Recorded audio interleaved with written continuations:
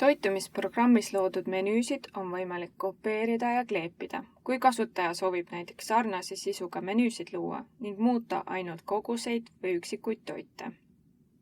Menüü kopeerimiseks ava sobiv kaust ning leia kopeeritava menüü nimetus.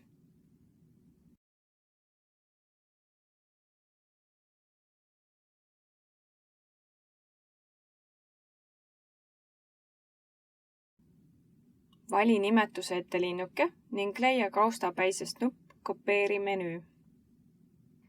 Seejärel vali sobiv kaust, kuhu kopeeritud menüü salvestada ja leia kaustapäisest nupp Kleebi menüü.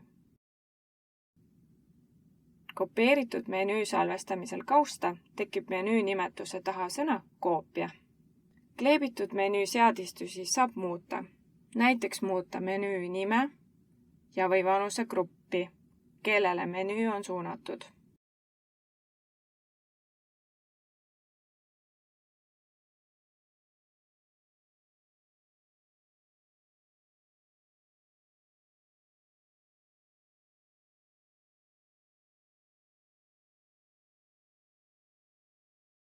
Kui menüüs on muudetud soovitusgruppi, siis muutuvad menüüs ka vanusegrupile soovitatud toitumisnormid, mida saab kleebitud menüüs korrigeerida, nii nagu menüü loomise juures.